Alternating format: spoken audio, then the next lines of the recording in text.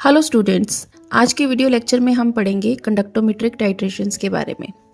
Conductometric titrations में हम solution की कंडक्टेंस का यूज़ करते हैं टाइट्रेशंस का एंड पॉइंट फाइंड करने के लिए। सबसे पहले तो हमें पता है कि हम लोग वॉल्यूमेट्रिक टाइट्रेशन से भी एंड पॉइंट पता करते हैं। तो कंडक्टोमेट्रिक टाइट्रेशंस की क्या एडवांटेजेस हैं over volumetric titrations? For that we have listed some points over here. सबसे पहले तो ये यूज़ होती हैं कलर्ड और टर्बिड लिक्विड्स के लिए, जबकि वॉल्यूमेट्रिक में हम ज़्यादातर कलरलेस सॉल्यूशंस यूज़ करते हैं जिनमें इंडिकेटर का यूज़ किया जाता है एंड पॉइंट को डिटेक्ट करने के लिए। और ये टाइट्रेशंस हम बहुत ज़्यादा डाइल्यूट सॉल्यूशंस के लिए भी यूज़ कर सकते हैं, जो कि वॉल्यूमेट्रिक में ये पॉसिबल नहीं है। जब हम वीक एसिड और वीक बेसिस की टाइट्रेशंस करते हैं तो वॉल्यूमेट्रिक में वो पॉसिबल नहीं है, क्योंकि वहाँ पे उसके शार्प एंड पॉइंट्स नहीं आते हैं, बट यहाँ पे ये बहुत एक्यूरेटली एंड पॉइंट्स को डिटेक्ट कर देता है। कंडक्टोमेट्रिक टाइट्रेशंस का हम यूज़ कर सकते हैं वीक एसिड और स्ट्रॉन्ग एसिड के मिक्सचर की टाइट्रेशंस में, जो कि वॉल्यूमेट्रिक टाइट्रेशन में ये पॉसिबल नहीं है, क्योंकि वहाँ पे इन दोनों के मिक्सचर का एंड पॉइंट डिटेक्ट करना बहुत ही मुश्किल हो जाता है हमारे पास। कंडक्टोमेट्रिक टाइट्रेशन में जो एंड पॉइंट है वो हमारे पास जो ग्राफिकल कर्व्स आते हैं उन दोनों की इंटरसेक्शन से हमें मिलता है, जबकि वॉल्यूमेट्रिक में वो हमें dropwise addition of reagent से मिलता है, जहाँ पे उसका इंडिकेटर कलर चेंज बता देता है हमें। और इसी तरह से जो कंडक्टोमेट्रिक टाइट्रेशंस में जो हमें एंड पॉइंट मिलता है वो ज़्यादा एक्यूरेट होता है as compare to volumetric titrations, क्योंकि ये हमें ग्राफिकली इंटरसेक्शन ऑफ कर्व से मिलता है और वो हमें dropwise addition of reagent से मिलता है। अगर हमसे एक आध ड्रॉप भी ऊपर नीचे हो जाती है तो हमारे एंड पॉइंट में चेंजेस आ जाते हैं। और लास्ट पॉइंट है कि हमें वॉल्यूमेट्रिक में अलग अलग इंडिकेटर्स की ज़रूरत पड़ती है, बट यहाँ पे एक सिंगल सेंसर होता है कंडक्टिविटी मीटर में, जो हमारे पास सारी की सारी सॉल्यूशंस की कंडक्टिविटी हम उसे फाइंड कर सकते हैं। Now coming to its principle, हमें पता है कि अलग अलग आयंस की कंडक्टेंस भी अलग अलग ही होती है। तो इसमें क्या होता है कि जब टाइट्रेशन परफॉर्म करते हैं एक आयन की रिप्लेसमेंट हो जाती है दूसरे आयन से। ये हमें कैसे पता चलता है? केमिकल रिएक्शन से। तो हम कह सकते हैं कि जो आयंस की कंडक्टेंस है वो डिपेंड करती है केमिकल रिएक्शंस के ऊपर। तो अगर इन आयंस की कंडक्टेंस डिपेंड कर रही है तो ओवरऑल इलेक्ट्रोलिटिक सॉल्यूशन की जो कंडक्टिविटी है वो भी अफेक्ट करेगी, राइट? थ्योरेटिकली हम क्या कह सकते हैं कि अगर हम acid base neutralisation reactions consider कर रहे हैं तो जब हम बेस ऐड करेंगे एसिड में तो वहाँ पे सॉल्यूशन की कंडक्टिविटी का चेंज आएगा। होगा क्या कि जो H पॉजिटिव एसिड के आयंस हैं उनको बेस का कैटायन रिप्लेस कर देगा, और जब इक्विवेलेंस पॉइंट आ जाएगा तब उसके बाद कंडक्टिविटी का पैटर्न फिर से चेंज हो जाएगा, क्योंकि जो आयनिक स्पीसीज वहाँ पे पहले प्रेजेंट थी और जो अब प्रेजेंट है वो डिफरेंट होंगी। इस तरह से हमारे पास दो स्ट्रेट लाइंस आ जाएंगी, उनके स्लोप अलग अलग होंगे। इनको जब हम प्लॉट करेंगे ग्राफिकली तो जहाँ पे ये दोनों प्लॉट इंटरसेक्ट करेंगे, जो पॉइंट ऑफ इंटरसेक्शन होगा वहां से हमें इक्विवेलेंस पॉइंट मिलेगा। अब नेक्स्ट हम डिस्कस करते हैं कि जो आयंस की कंडक्टिविटी है वो हम कैसे मेजर करते हैं। इसके लिए हम यूज करते हैं कंडक्टिविटी मीटर का, और जो कंडक्टिविटी मीटर का प्रिंसिपल है वो ओम्स लॉ के ऊपर बेस्ड है। इसमें कंडक्टिविटी जो सेल होता है उसमें दो प्लैटिनम की इलेक्ट्रोड्स होती हैं, उनके बीच में जो डिस्टेंस होता है वो और उसका जो क्रॉस सेक्शनल एरिया होता है उसका यूज किया जाता है कंडक्टिविटी को फाइंड करने के लिए। बट अगर हम यहाँ से देखें तो क्या हम एक कंडक्टिविटी सेल में जो इलेक्ट्रोड्स हैं उनके बीच में इलेक्ट्रोड्स का डिस्टेंस कैलकुलेट कर सकते हैं? Such it is not possible, right? तो हम लोग क्या करते हैं, अपनी कंडक्टिविटी मीटर की कैलिब्रेशन कर देते हैं किसी ऐसी इलेक्ट्रोलाइटिक सॉल्यूशन के साथ जिसकी कंडक्टिविटी एक पर्टिकुलर टेम्परेचर पे हमारे पास ऑलरेडी अवेलेबल हो। तो जनरली हम यूज़ करते हैं KCl के सॉल्यूशंस को। हमारे पास अलग अलग कंसंट्रेशंस पे उसकी स्पेसिफिक कंडक्टिविटी की वैल्यूज़ अवेलेबल रहती हैं एक पर्टिकुलर टेम्परेचर पे, तो हम उसका यूज़ कर लेते हैं बाद में अपनी कंडक्टिविटी को फाइंड करने के लिए। कंडक्टिविटी जो है वो वैसे तो इंक्रीज करती है टेम्परेचर को इंक्रीज करने के साथ, इसलिए हम कह सकते हैं कि ड्यू टू टेम्परेचर डिपेंडेंस हमें जिस टेम्परेचर के ऊपर कंडक्टिविटी अपने इलेक्ट्रोलाइटिक सॉल्यूशन की चाहिए तो हमें कैलिब्रेशन भी उसी टेम्परेचर पे करनी है, और ताकि हमारे पास जो KCl की वैल्यू है वो हम उसी टेम्परेचर पे ही नोट डाउन करें जिस पे हमने अपने इलेक्ट्रोलाइटिक सॉल्यूशन की वैल्यू फाइंड करनी है। तो वहाँ से हमारे पास क्या आ जाएगा, सेल कांस्टेंट की वैल्यू आ जाएगी। अब सेल कांस्टेंट के लिए हमारे पास फार्मूला होता है कंडक्टिविटी यानी कि स्पेसिफिक कंडक्टेंस, जिसको हम कापा लिखते हैं, डिवाइडेड बाय ऑब्जर्व्ड कंडक्टेंस, जो हमारे पास आएगी कंडक्टिविटी मीटर से। तो जब हम इन दोनों को डिवाइड करते हैं तब भी हमारे पास सेल कांस्टेंट आता है। तो हम लोगों ने यहाँ पे कैलिब्रेशन से जो सेल कांस्टेंट निकाला है उसको अगर हम ऑब्जर्व्ड कंडक्टेंस, जो हमारी इलेक्ट्रोलाइटिक सॉल्यूशन की जो कंडक्टेंस आई है उसके साथ मल्टीप्लाई करेंगे तो हमारे पास उसकी स्पेसिफिक कंडक्टिविटी यानी कि स्पेसिफिक कंडक्टेंस यानी कि कापा की वैल्यू आ जाएगी। अब ये जो वैल्यू है इसको हम किसी भी और यूनिट्स में चेंज कर सकते हैं। लाइक अगर हमें चाहिए इक्विवेलेंस कंडक्टेंस चाहिए हमें सॉल्यूशन की, तो हम क्या करेंगे, ये जो स्पेसिफिक कंडक्टेंस आई है इसको डिवाइड कर देंगे कंसंट्रेशन के साथ। इस केस में जो हमारे पास कंसंट्रेशन है उसके यूनिट्स हमारे पास होंगे एज नॉर्मेलिटी, यानी कि number of gram equivalents use हुए होंगे वहां पे। इन अदर वर्ड्स अगर हम बोले कि अगर हमारे पास जो कंसंट्रेशन है वो मोलैरिटी में है, तब हमारे पास जो कंडक्टिविटी की वैल्यू आएगी that will be molar conductance. Okay, अब अगर परफॉर्मेंस की बात करें हम, तो ये है हमारा कंडक्टिविटी मीटर जो डिस्प्ले करेगा डायरेक्ट इलेक्ट्रिकल कंडक्टिविटी को, और ये है सेल जिसको हम अपने इलेक्ट्रोलाइटिक सॉल्यूशन में डिप करेंगे, जिसकी हमने कंडक्टिविटी फाइंड करनी है।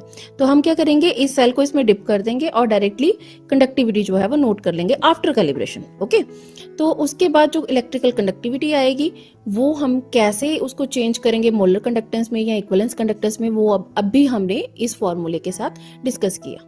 और अब जब हमने टाइट्रेशन करनी है तो हम क्या करेंगे, हमारा जो टाइट्रेंट है उसको ब्यूरेट में लेंगे और उसको ड्रॉप वाइज इस इलेक्ट्रोलाइटिक सॉल्यूशन में हम ऐड करना शुरू करेंगे। तो हम क्या करेंगे, थोड़े थोड़े इंटरवल के बाद उसकी जो कंडक्टेंस है उसको नोट कर लेंगे और इसी तरह कुछ वॉल्यूम जो है टाइट्रेंट का हम ऐड करेंगे। जब हमें लगेगा कि वहां पे कंडक्टेंस की एक ब्रेक आ गई है, पैटर्न चेंज हो गया कंडक्टिविटी का, उसके बाद कुछ वॉल्यूम तक हम उसकी कंडक्टिविटी अगेन नोट करेंगे। ठीक है, फिर इन कंडक्टिविटी की जो वैल्यूज हमारे पास आई हैं along with the volume of titrant added, हम इसका ग्राफ प्लॉट करेंगे और उस ग्राफ में जहां पे दो स्लोप्स इंटरसेक्ट करेंगी वहां से हम उसका एंड पॉइंट यानी कि न्यूट्रलाइजेशन पॉइंट को फाइंड करेंगे। ठीक है, तो आगे हम अलग अलग टाइप के एसिड और बेसिस को टाइट्रेट करते हैं, उनके एग्जांपल्स ले लेके। Let's start with strong acid and strong base first. यहाँ पे हम स्ट्रॉन्ग एसिड की एग्जांपल लेते हैं हाइड्रोक्लोरिक एसिड और स्ट्रॉन्ग बेस की एग्जांपल लेते हैं सोडियम हाइड्रोक्साइड। ठीक है, तो सॉल्यूशन में ये दोनों क्या होते हैं, आयनिक फॉर्म में होते हैं, हाईली आयनाइजेबल हैं ये दोनों। तो होगा क्या, अगर हम इसकी केमिकल रिएक्शन लिखते हैं इन दोनों को मिक्स करने पे हमारे पास तो वाटर बनेगा और sodium chloride as sodium ion and chloride ion salt बनेगा। ठीक है, अगर इसकी कंडक्टेंस देखें हम तो वो कैसे वेरी करेगी, बिफोर एडिंग सोडियम हाइड्रोक्साइड यानी कि जो हमारा स्ट्रॉन्ग बेस है और आफ्टर एडिंग सोडियम हाइड्रोक्साइड, उसके बाद न्यूट्रलाइजेशन पॉइंट आएगा, उसके बाद कंडक्टिविटी का पैटर्न कैसे चेंज होगा ये हम यहाँ पे देखते हैं। जब स्टार्ट करते हैं रिएक्शन तब हमारे पास सिर्फ और सिर्फ ओनली हाइड्रोक्लोरिक एसिड है as H positive and Cl negative ion. तो स्टार्टिंग में क्या होगा, हमारे पास जो H पॉजिटिव आयन है उसकी मोबिलिटी बहुत ज़्यादा होती है, तो उसकी वजह से कंडक्टेंस बहुत ज़्यादा आएगी, तो हमारे पास high value of conductance initially available होगी।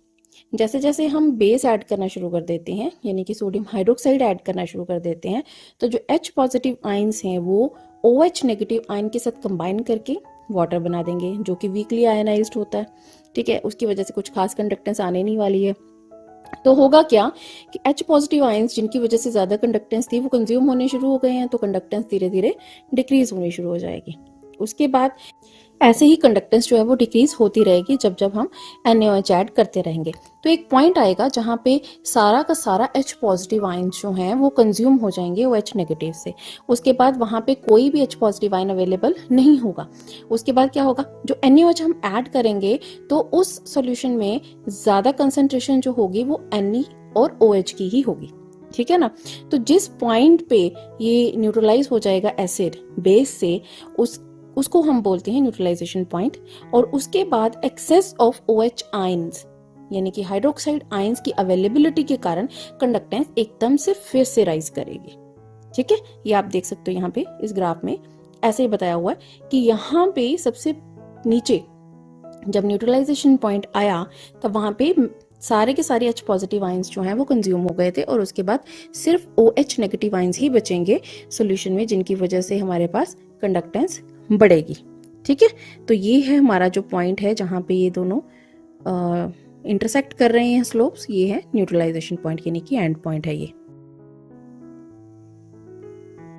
नेक्स्ट टाइट्रेशन जो अब हम डिस्कस करने वाले हैं वो है strong acid against weak base. तो इसके लिए हम स्ट्रॉन्ग एसिड की एग्जांपल जो हमने अभी पहले ली है यानी कि hydrochloric acid as H positive and Cl negative ions लेंगे, और वीक एसिड की एग्जांपल अमोनियम हाइड्रोक्साइड ले लेते हैं। तो उसके नाम से ही पता चल रहा है कि वो वीक बेस है, इट मीन्स कि वो आयनाइज नहीं हो पाएगा कंप्लीटली। ठीक है ना, तो होगा क्या कि जब इन दोनों के बीच में रिएक्शन होगी तो हमारे पास ammonium chloride as a salt बनेगा और वाटर बनेगा। जब हम इसकी कंडक्टेंस नोट करेंगे इनिशियली जैसे पहले डिस्कस किया, सबसे पहले हमारे पास है ही hydrochloric acid H positive and Cl negative ions हैं, तो due to H positive ions जिनकी मोबिलिटी बहुत ज़्यादा होती है तो कंडक्टेंस की वैल्यू इनिशियली बहुत हाई होगी हमारे पास। जैसे जैसे अब हम बेस ऐड करना शुरू कर देते हैं जो कि वीक है, तो जैसे पहले हुआ OH आयंस कंबाइन करेंगे H पॉजिटिव के साथ, वाटर बनता रहेगा, तो कंडक्टेंस क्या करेगी एक पॉइंट तक डिक्रीज करना शुरू कर देगी। जब हमारे पास न्यूट्रलाइजेशन पॉइंट आएगा जहाँ पे सारे H पॉजिटिव आयंस जो हैं वो कंज्यूम हो चुके होंगे, उसके बाद अमोनियम हाइड्रोक्साइड की कंसंट्रेशन बढ़नी शुरू हो जाएगी। ठीक है ना, तो अब अमोनियम हाइड्रोक्साइड तो वीकली आयनाइज होता है, ठीक है कि नहीं, तो उसकी वजह से क्या होगा, जो कंडक्टेंस है वो ऑलमोस्ट कांस्टेंट रहेगी, बहुत ही ज़्यादा स्लोली इंक्रीज करेगी वो। तो ये ग्राफ जो है वो उसका इस तरह से आएगा, और जो एंड पॉइंट है जहाँ पे इन दोनों स्लोप्स का इंटरसेक्शन होगा वहाँ से हमारे पास इसका न्यूट्रलाइजेशन पॉइंट आ जाएगा। ठीक है, नेक्स्ट टाइट्रेशन है हमारे पास weak acid against strong base. अब वीक एसिड है और जो हम बेस ऐड करेंगे टाइट्रेशन में वो स्ट्रॉन्ग होगा। तो वीक एसिड की एग्जांपल लेते हैं एसिटिक एसिड, ठीक है। बेस की एग्जांपल ले लेते हैं सोडियम हाइड्रोक्साइड। जो हाइड्रोक्साइड है, सोडियम हाइड्रोक्साइड है, वो स्ट्रॉन्ग है, इट मीन्स वो आयनाइज्ड फॉर्म में रहेगा Na positive and OH negative ion में। जब इन दोनों का कॉम्बिनेशन होगा, रिएक्शन होगा, तो सोडियम एसीटेट बनेगा और वाटर बनेगा। अब स्टार्टिंग में हमारे पास जो एसिड है वो वीक है, इट मीन्स वो ज़्यादा आयनाइज नहीं हो रहा है, तो उसकी जो कंडक्टेंस की वैल्यू है वो बहुत कम होगी, इसलिए ग्राफ जो है वो काफ़ी नीचे से शुरू होगा। जैसे जैसे हम उसमें स्ट्रॉन्ग बेस ऐड करना शुरू कर देंगे, NaOH ऐड कर रहे हैं, तो होगा क्या कि जो H positive ion acetic acid का वहाँ पे लिबरेट हो रहा है वो कंबाइन करेगा OH नेगेटिव आयन के साथ वाटर बनाने के लिए, और साथ ही के साथ जो Na पॉजिटिव है वो एसीटेट आयन के साथ कंबाइन करेगा सोडियम एसीटेट बनाने के लिए। एज वी नो कि जो वीक एसिड्स होते हैं उनके सॉल्ट जो होते हैं वो हाईली आयनाइजेबल होते हैं। जब वो सॉल्ट बनेगा, सोडियम एसीटेट बनेगा, तो वो तो हाईली आयनाइज्ड है, वो फटाफट से आयंस की फॉर्म में आ जाएगा, और जो कंडक्टेंस है हमारे पास वो Na पॉजिटिव और एसीटेट आयन की वजह से एकदम से इंक्रीज करना शुरू कर देगी पहले। उसके बाद जब एंड पॉइंट आएगा, एंड पॉइंट पे क्या होगा, न्यूट्रलाइजेशन हो जाएगी एसिड की बेस से। उस टाइम पे एसिटिक एसिड टोटली न्यूट्रलाइज हो चुका होगा और हमारे पास जो कंसंट्रेशन बचेगी वो NaOH की ही बचेगी, यानी कि सोडियम आयंस और हाइड्रोक्साइड आयंस की बचेगी। और जो OH आयंस होती हैं उनकी मोबिलिटी काफ़ी ज़्यादा फास्ट होती है, इसकी वजह से इंक्रीज करते करते एंड पॉइंट से उसके बाद शार्पली इंक्रीज कंडक्टेंस कर जाएगी। ठीक है, ये यहाँ पे ग्राफ पे आपको पता चल रहा है, यहाँ से पहले स्लाइडली इंक्रीज कर रहा था, फिर एकदम से वो इंक्रीज करने लग गया है। ठीक है ना, तो इसी तरह से अगर हम किसी और वीक एसिड की एग्जांपल लेते हैं, जैसे कि ऑक्सैलिक एसिड भी है हमारे पास, तो उसको अगर हम सोडियम हाइड्रोक्साइड के साथ ट्रीट करते हैं तब भी हमारे पास सिमिलर ग्राफ ही आएगा। ओके, नेक्स्ट एग्जांपल है अगर हमारे पास एसिड और बेस दोनों ही वीक हो, जिसकी पॉसिबिलिटी हमारे पास वॉल्यूमेट्रिक में अवेलेबल नहीं है क्योंकि एंड पॉइंट इतना शार्प नहीं आ पाता उसमें। ठीक है, उस केस में हम क्या करते हैं, कंडक्टोमेट्रिक हमारे पास गुड ऑप्शन रहती है। यहाँ पे वीक एसिड की एग्जांपल जैसे हमने अभी पहले ली एसिटिक एसिड वही ले लेते हैं, और वीक बेस भी हमने अभी पिछली एग्जांपल्स में जो अज्यूम किया था अमोनियम हाइड्रोक्साइड वही ले लेते हैं। ठीक है, जब इन दोनों को कंबाइन करेंगे, दोनों वीकली आयनाइज्ड हैं, तो कंडक्टेंस तो इनकी वैल्यू है ही नहीं, बहुत ही कम होगी। उसके बाद जब इन दोनों के कम्बिनेशन होंगे, जितना भी ये डिसोसिएट हो रहे हैं आइंस कंबाइन करेंगे आपस में, तो सबसे पहले होगा क्या, लो वैल्यू ऑफ कंडक्टेंस से स्टार्ट होगा, ठीक है। उसके बाद अमोनियम हाइड्रोक्साइड ऐड किया तो कंडक्टेंस धीरे धीरे इंक्रीज करनी शुरू हो जाएगी। क्यों? क्योंकि जो अमोनियम आइंस हैं वो एसीटेट आयन के साथ कंबाइन करेंगे और हमारे पास अमोनियम एसीटेट बना देंगे जो कि हाईली आयनाइज्ड है, ठीक है ना। वीक एसिड का जो सॉल्ट है वो स्ट्रॉन्ग होगा, ठीक। तो उससे क्या होगा, कंडक्टेंस बढ़ जाएगी। यहाँ पे आप देख सकते हो कर्व में ए बी कर्व जो है वो एकदम से इंक्रीज कर रहा है। कंडक्टेंस जो बढ़ रही है वो किसकी वजह से बढ़ रही है, अमोनियम एसीटेट की वजह से बढ़ रही है। तो एक पॉइंट आएगा जिसको हम न्यूट्रलाइजेशन पॉइंट, एंड पॉइंट बोल रहे हैं, जब एसिटिक एसिड जो है वो टोटली न्यूट्रलाइज हो जाएगा अमोनियम हाइड्रोक्साइड से, और उसके बाद क्या होगा, कंसंट्रेशन हमारे पास बचेगी सिर्फ अमोनियम हाइड्रोक्साइड की बचेगी, है ना। तो वो वीकली आयनाइज्ड है, उसकी अकेले की कोई ज़्यादा कंडक्टेंस नहीं आएगी, इसलिए हमारे पास जो उसके बाद ग्राफ है वो ऑलमोस्ट फ्लैट आता है, ठीक है।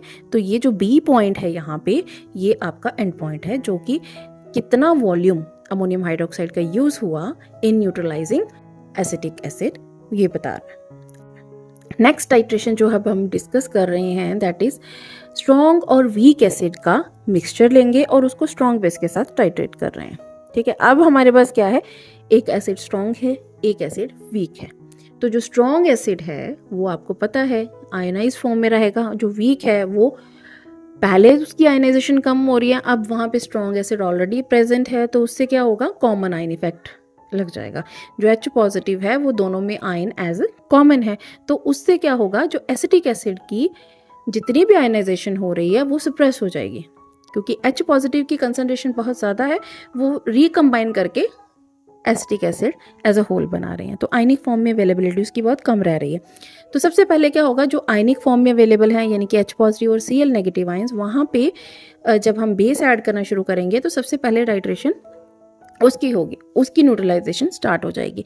तो H पॉजिटिव की जो मोबिलिटी है वो बहुत ज़्यादा है, यानी कि कंडक्टेंस की वैल्यू ज़्यादा आएगी, हाई वैल्यू से स्टार्ट होगा, जैसे हमने सबसे पहले केस में किया था strong acid versus strong base, तो वैसे ही होगा बिल्कुल। स्ट्रॉन्ग एसिड है हमारे पास हाइड्रोक्लोरिक एसिड और स्ट्रॉन्ग बेस है NaOH। जब यहाँ पे इसको हम ऐड करना शुरू कर देते हैं बेस को, तो H पॉजिटिव की कंसंट्रेशन कम होनी शुरू हो जाती है, कंडक्टिविटी कम होगी, तो ये एक पॉइंट पे जाके ये कंडक्टिविटी ड्रॉप कर जाएगी, बहुत कम वैल्यू इसकी रह जाएगी। उसके बाद क्या होगा, जैसे ही H पॉजिटिव आयंस न्यूट्रलाइज होंगे तो जो एसिटिक एसिड है उसकी जितनी भी आयनाइजेशन हो रही है, वहाँ से जो H पॉजिटिव आयंस वहाँ पे निकले हैं उनकी न्यूट्रलाइजेशन होनी शुरू हो जाएगी, ठीक है। अब उसकी आयनाइजेशन इतनी ज़्यादा नहीं है, इसलिए वहाँ पे जो कंडक्टेंस की वैल्यू है वो इंक्रीज तो करेगी। इंक्रीज किस लिए करेगी, जब उसकी न्यूट्रलाइजेशन होगी, एसिटिक एसिड की न्यूट्रलाइजेशन होगी, तो हमारे पास सॉल्ट बनेगा सोडियम एसीटेट जो कि हाईली आयनाइजेबल है, तो इन आयंस की वजह से कंडक्टेंस की वैल्यू फिर से बढ़ेगी। तो ये जो ग्राफ यहाँ पे हम देख रहे हैं इंक्रीजिंग ऑर्डर में, ये सोडियम एसीटेट की वजह से है। यहाँ पे वैल्यू इंक्रीज करेगी और उसके बाद क्या होगा, जब पूरा का पूरा एसिटिक एसिड न्यूट्रलाइज हो जाएगा बेस से, उसके बाद हमारे पास सिर्फ और सिर्फ NaOH यानी कि sodium ions and hydroxide ions बचेंगे सॉल्यूशन में, और हाइड्रोक्साइड की मोबिलिटी ऑलरेडी बहुत फास्ट है, कंडक्टेंस की वैल्यू बहुत ज़्यादा आती है, तो इसलिए जो ग्राफ है यहाँ शार्पली इंक्रीज करा, ठीक है। नेक्स्ट अब हम टाइट्रेशन करके देखते हैं वीक एसिड का जो सॉल्ट है, यानी कि जो अभी हमने डिस्कस किया, वीक एसिड है हमारे पास एसिटिक एसिड, और उसका सॉल्ट अगर हम लगाते हैं सोडियम हाइड्रोक्साइड के साथ, अगर उसका सॉल्ट बनता है सोडियम के साथ तो सोडियम एसीटेट बनेगा। तो सोडियम एसीटेट की अगर हम टाइट्रेशन करते हैं किसी स्ट्रॉन्ग एसिड के साथ, ठीक है, स्ट्रॉन्ग एसिड जैसे HCl ही है, हाइड्रोक्लोरिक एसिड, हम उसी की एग्जांपल ले लेते हैं, तो ये है हमारे पास सोडियम एसीटेट एज आयंस और hydrochloric acid as H positive and Cl negative ions. जब इन दोनों का रिएक्शन होगा तो हमारे पास एसिटिक एसिड बनेगा और सोडियम क्लोराइड सॉल्ट बनेगा, यानी कि Na positive and Cl negative बनेगा। जैसे हम अभी तक सारी एक्सप्लेनेशंस करते आ रहे हैं, इसी को भी इसी तरह से एक्सप्लेन करते हैं। स्टार्टिंग में हमारे पास जो कंडक्टेंस आएगी वो आएगी सोडियम एसीटेट की वजह से, जिसकी थोड़ी वैल्यू आएगी हमारे पास। तो यहाँ से जो ग्राफ है वो स्टार्ट होगा। उसके बाद क्या होगा, जैसे ही हम हाइड्रोक्लोरिक एसिड HCl ऐड करना शुरू कर देते हैं तो जो हमारे पास एसीटेट आयंस हैं वो रिप्लेस हो रहे हैं इन क्लोराइड आयंस की वजह से। ठीक है, तो इन क्लोराइड आयन के साथ जब ये रिप्लेस हो रहे हैं तो कंडक्टेंस जो है हमारे पास वो ऑलमोस्ट इन दोनों आयंस की सेम है, इसलिए ग्राफ में ज़्यादा फर्क नहीं आया। ये almost very slowly increasing order में आया है, अदरवाइज हम कह सकते हैं कि ऑलमोस्ट कांस्टेंट है। ठीक है, तो जब इस तरह से HCl ऐड करना शुरू कर देते हैं तो इनकी न्यूट्रलाइजेशन होनी शुरू हो जाती है। जब सोडियम एसीटेट की कंप्लीट न्यूट्रलाइजेशन हो जाती है, एंड पॉइंट अचीव कर लेते हैं हम यहाँ पे, उसके बाद हमारे पास कंसंट्रेशन बच जाती है H पॉजिटिव और Cl नेगेटिव की। ठीक है ना, तो हमें पता है इनकी मोबिलिटी जो है वो बहुत ज़्यादा फास्ट है, जिसकी वजह से कंडक्टेंस जो है वो एकदम से इंक्रीज करती है। ठीक है, ये यहाँ पे इसको ग्राफ में क्लियरली शो किया हुआ है। इसी तरह से आगे बढ़ते हैं हमारे पास प्रेसिपिटेशन रिएक्शंस में। इसमें हम एग्जांपल लेते हैं सिल्वर नाइट्रेट और पोटाशियम क्लोराइड की। जब इन दोनों को हम मिक्स करते हैं, इनके बीच में रिएक्शन होता है, तब हमारे पास क्या होता है, सिल्वर क्लोराइड के वाइट कलर के प्रेसिपिटेट्स बनते हैं। तो इनिशियली क्या होगा, हमारे पास सिल्वर नाइट्रेट अवेलेबल है। जब हम KCl ऐड करते हैं, पोटाशियम क्लोराइड ऐड करते हैं, तो जो सिल्वर आयंस हैं और पोटाशियम आयंस हैं, इन दोनों की रिप्लेसमेंट होती है।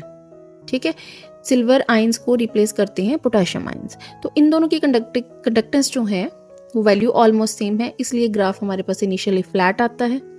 ठीक है, उसके बाद जब न्यूट्रलाइजेशन आती है, जब पोटाशियम जो है वो सिल्वर को कंप्लीटली न्यूट्रलाइज कर देता है, उसके बाद हमारे पास जो सॉल्यूशन है उसमें excess of potassium and chloride ions बचते हैं।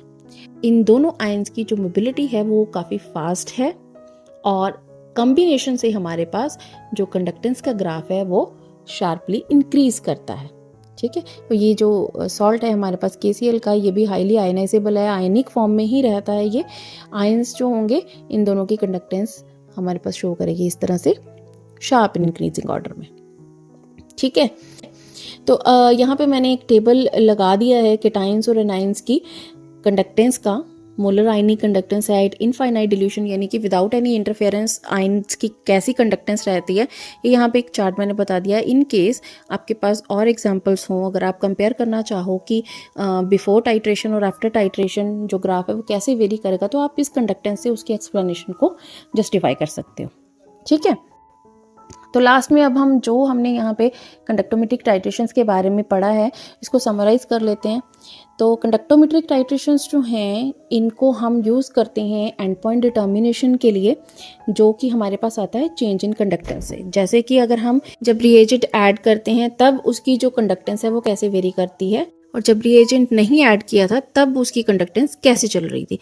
इन दोनों वेरिएशंस के जो ग्राफ आएंगे हमारे पास उसको प्लॉट करेंगे और इंटरसेक्शन पॉइंट से हम इसका एंड पॉइंट डिटरमिन करेंगे। ठीक है, तो हमें पता है कि जो कंडक्टेंस है सॉल्यूशन की वो डिपेंड करती है आयंस पे और उनकी मोबिलिटीज़ पे। तो ये हमने सारा डिफरेंट केसेस जो डिस्कस किए हैं उनमें हमने ऑलरेडी डिस्कस कर दिया है। और एक चीज़ जो हमने सबसे पहले डिस्कस करी थी कि जो कंडक्टेंस है वो टेम्परेचर से काफ़ी अफेक्ट होती है, तो इसलिए जिस टेम्परेचर पे भी हमें आयनिक कंडक्टेंस डिटर्मिन करनी है उसका खास ध्यान रखना है, सो दैट कि हम जो भी लिटरेचर से वैल्यू ले रहे हैं वो सेम टेम्परेचर की वैल्यू ही पिक करें। ठीक है, तो ये था सारा कंडक्टोमेट्रिक टाइट्रेशंस के बारे में। आई होप आपको अच्छे से समझ में आया होगा। अगर आपकी कोई क्वेरी है तो आप मुझे कमेंट में लिख सकते हैं। मेरी ईमेल आईडी चैनल पे ऑलरेडी अवेलेबल है, आप मुझे ईमेल भी कर सकते हैं। ठीक है, so thanks for now, have a nice time.